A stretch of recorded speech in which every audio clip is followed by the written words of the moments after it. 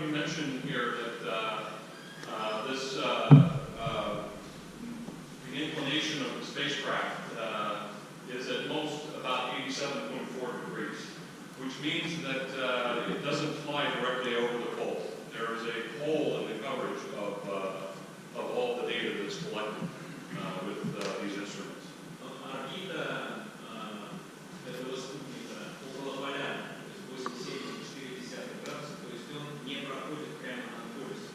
Поэтому существует такое круглое пятно слепых данных, и данные вообще не собираются.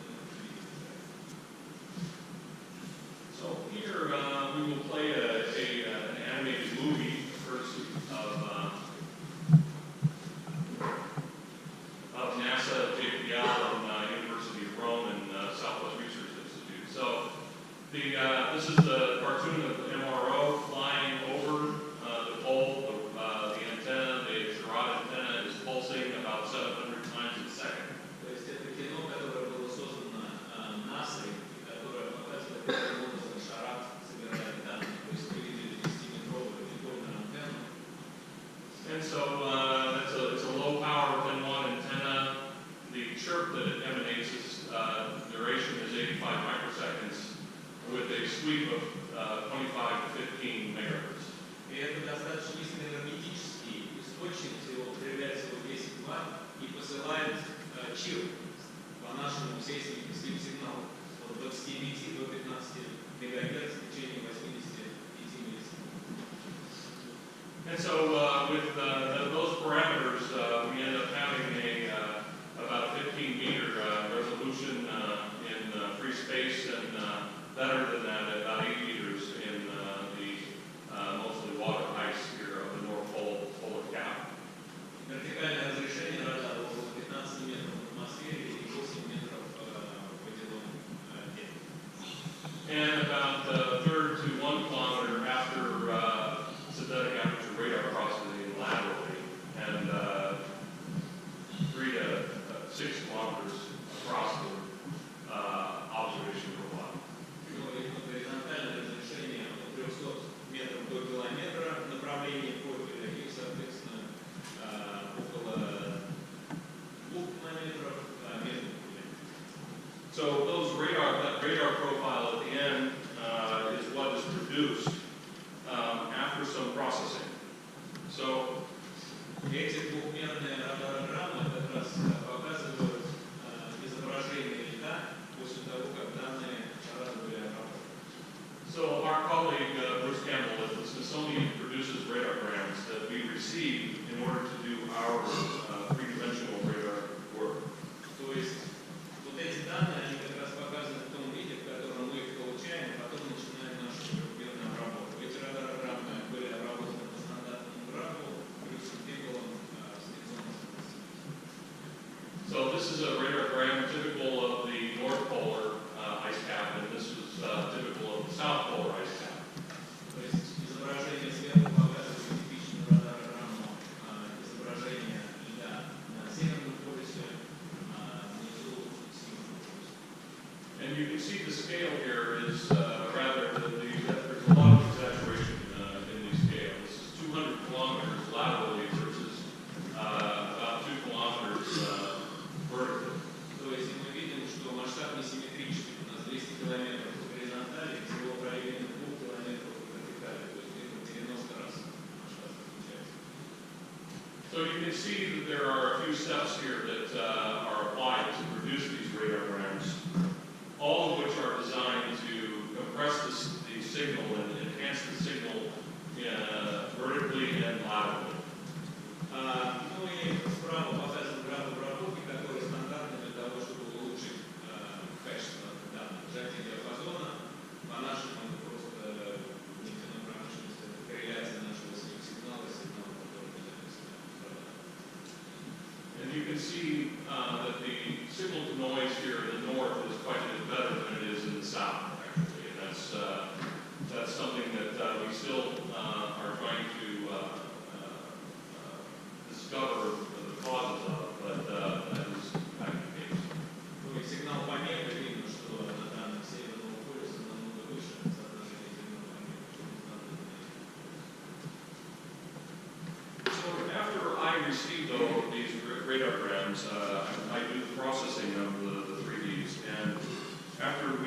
these radiograms like this, I process them in order to make them, to prepare them for the 3D processing. После того, как мы получаем двухмерные сейсмограммы, мы должны сделать кое-какую обработку, которая направлена на то, чтобы убрать некоторые шаги обработки стандартные, примененные в двухмерных радарограммах. And so the most important thing that I do is I have to undo the so-called range migration. This is the lateral focusing of the radiograms in profile.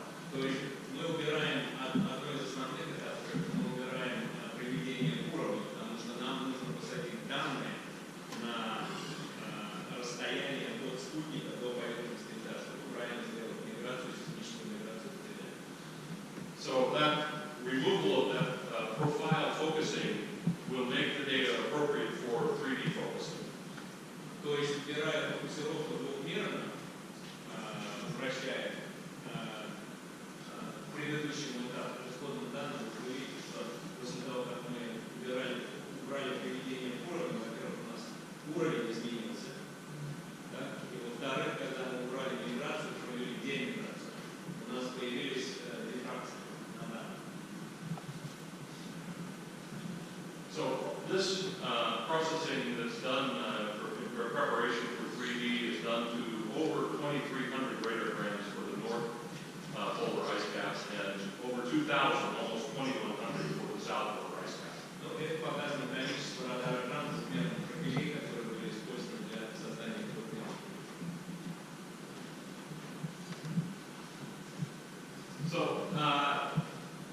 So these maps here show the coverage of the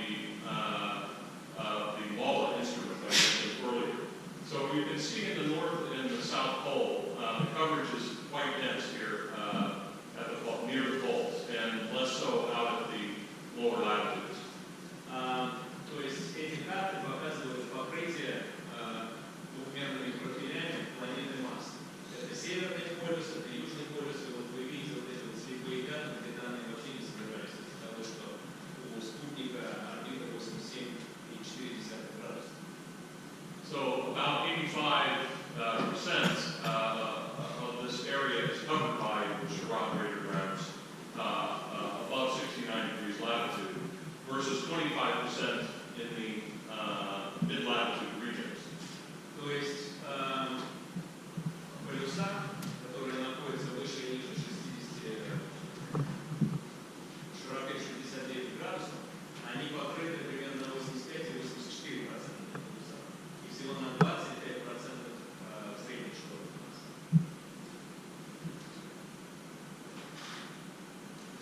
So the question naturally is, why would we do 3D? Why 3D?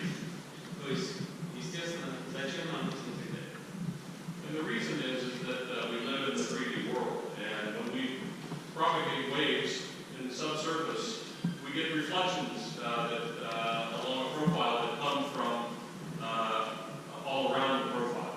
Вот в 1974 году Фредерик из нефтяной индустрии объяснил, почему нам нужно 3D.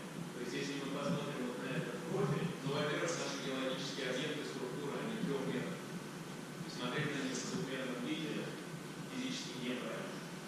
So in particular, when we have a situation like this, where we have a profile that is off to the side of this mound, we will receive reflections on this profile from that mound, and they're misplaced along that profile. То есть, если мы рассмотрим профиль через трехмерную структуру, вот это отмечено красным, то у нас есть антиклинальный М2, есть антиклинальный М1, ну и кое-какие дифракционные источники по бокам. И мы видим, что над этим двухмерном профиле мы видим отражение от структуры, которая находится сбоку от профиля. То есть мы получаем боковые отражения. And so with the 3D treatment, we can take something that's misplaced and put it back to its proper position, and thereby reveal what's in the profile right below, right in the profile. И с помощью 3D-миграции мы можем правильно восстановить структуру из-за того, что мы правильно мигрируем энергию в их правильном situation in radar. It's another wave field, another main mode of propagation, but we have, if this is the profile location, we have steeply dipping locations that will end up being reflected onto the profile. This is a synthetic that shows such reflections, and it obscures the actual picture along the profile. То есть, если мы рассмотрим два радарограммы, то есть это то же самое, как двухмерная сеть. Мы собираем данные в форме двухмерного профиля, карта показана нет. Но здесь существует граница акустического импеданса по бокам, которая в свою очередь притаскивает боковые волны на изображение двухмерной радарограммы, что является шумом.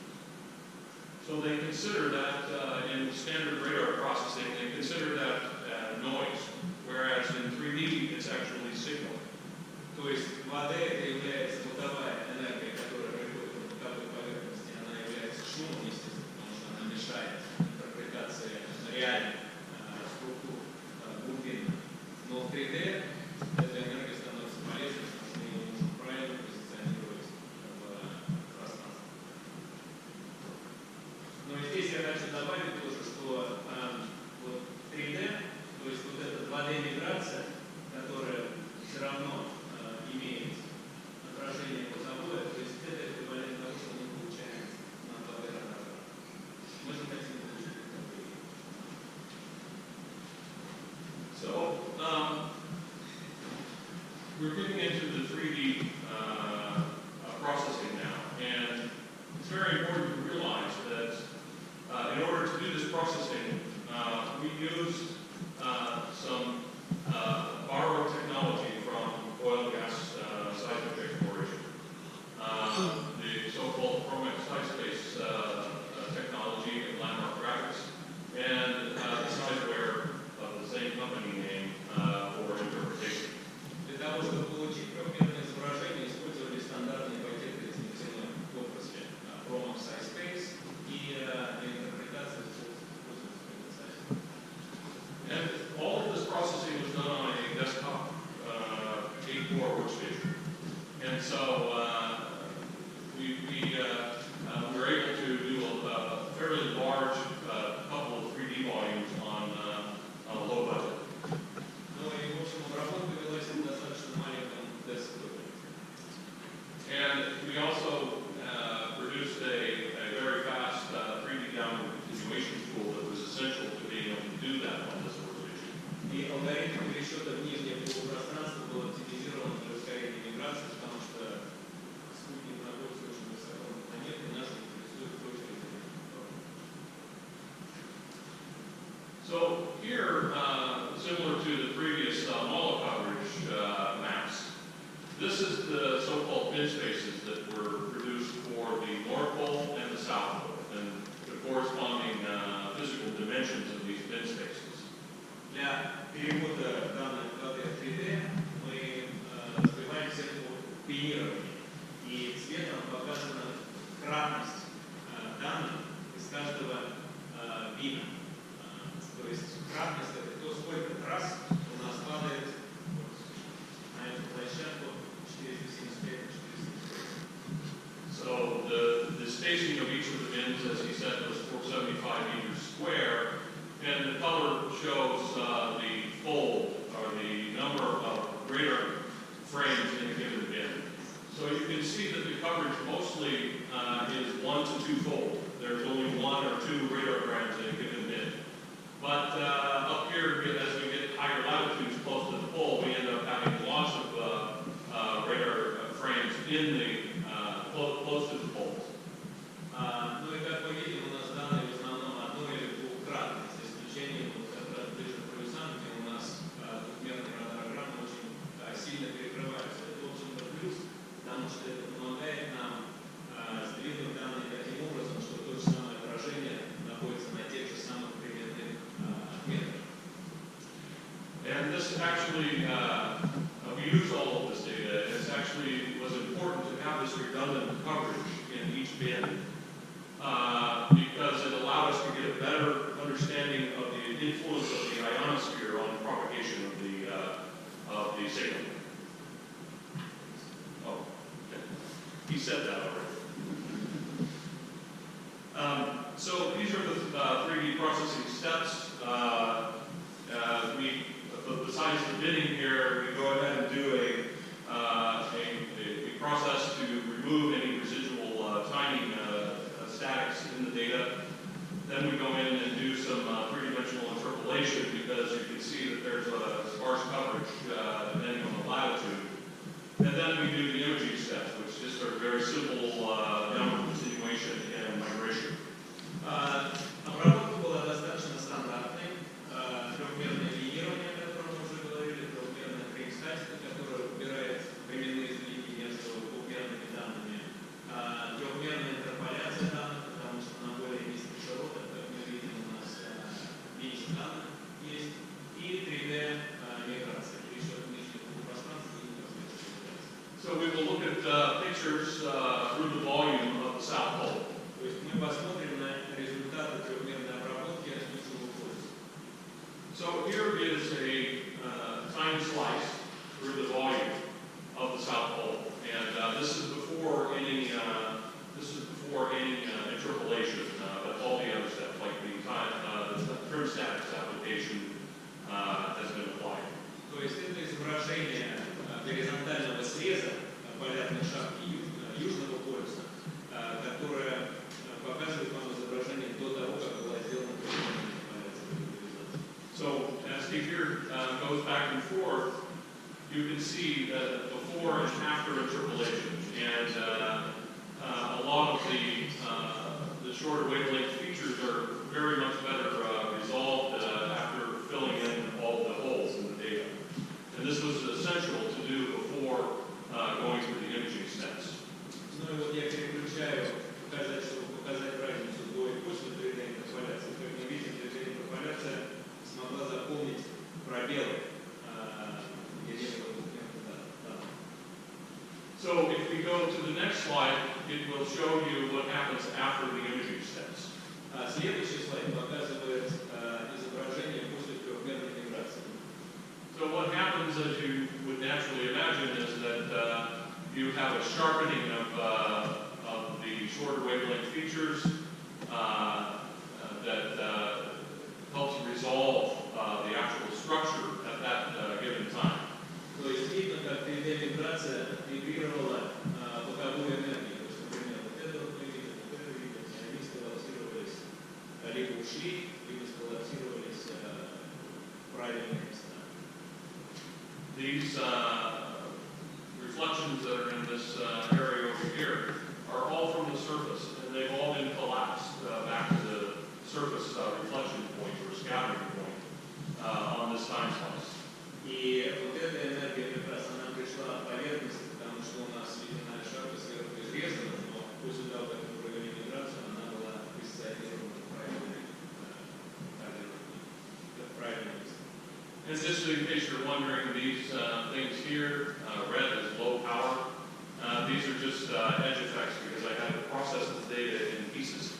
И как, если вы, наверное, видите вот эту вот сетку, это как бы шум от того, что мы обрабатывали данные кусками. Это как раз один кусок, который обрабатывался вот на этом 8-ядерном диске. So if we look at profiles now, this is after interpolation. Here's a profile of map north-south versus map east-west. And если раньше мы смотрели на горизонтальные срезы через данные, то это вертикальные срезы, то есть то, как у нас видят разрезы. This is before the actual imaging steps, and then after.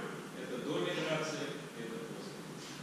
So you can see that all the diffraction energy has been collapsed to the proper position. All of the surface structure has been well resolved after the imaging steps, and then you can start to see the internal structure of the South Pole polar ice cap after treating this in 3D properly. And видно, как дифракции сжались в правильное положение стали, и в общем разрешение и возможность интерпретации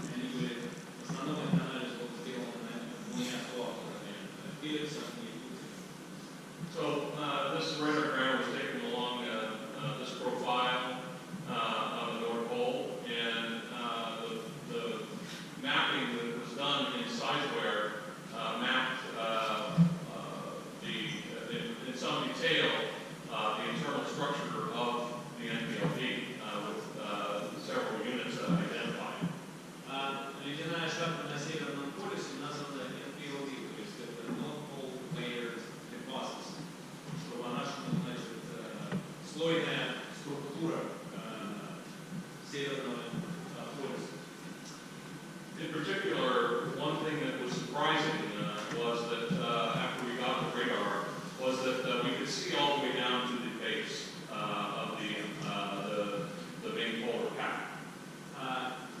На Северном полюсе, что интересно, что мы видим очень хорошо отражение, которые идут прямо до поверхности, твердой поверхности Марса. And what that implied was that the ice is fairly pure, with presumably less than 5% lithium content. И вывод был сделан о том, что лед достаточно чистый, то есть менее чем 5% твердых частиц, потому что наша энергия, достигая поверхности Марса, отражается, и разрешение данных очень хорошее. То есть говорит о том, что лед достаточно чистый.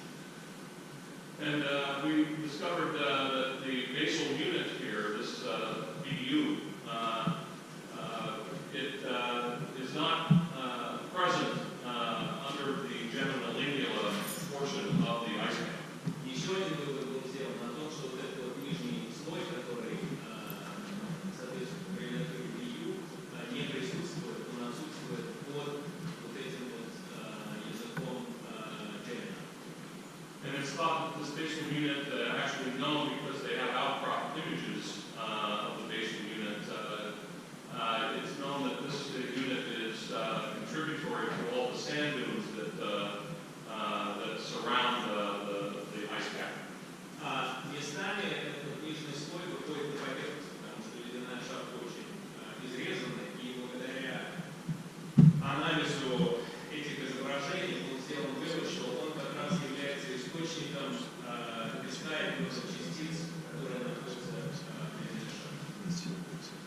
And the imaging of the actual base of the entire NPLD was possible with SHARAD and then confirmed also with Mars's radar data. And they discovered that this base is very, very flat. И что тоже обнаружили, что очень важно с научной точки зрения, что вот эта отражающая граница, которая находится под нижним слоем, является практически горизонтальной, что было тоже подтверждено радаром Марса с более низкочастотным. And that implied, that flatness implied that there was a very small amount of flucture in the lithosphere, and that in turn implied that it was much thicker. It's much thicker than previously thought, on the order of 3 times thicker. То есть, если раньше считалось, что толщина литосферы Марса около 100 километров, то вот эта вот горизонтальность, то есть отсутствуют любые искривления на этой поверхности, говорит о том, что у нас низкий тепловой поток, и поэтому толщина литосферы намного толще. То есть сейчас считают, что толщина литосферы Марса около 300 километров. So remember, early on, we saw these graphs before the solar insolation and the modeling of the thickness of the ice cap. То есть, помните, мы рассматривали графики инсоляции и также толщины ледяного покрова. What my colleague Putzig did was he went and correlated these solar insolation regions periods with the actual layering in the North Polar cap. И один из авторов, Натаниэль, Putzig, он смог откартировать и скоррелировать вот эти вот периоды солнечной активности с стратиграфическими последовательностями внутри слоистой шапки до Северного полюса. And so with the radar, he was able to relate what we see in the radar with the conventional wisdom on the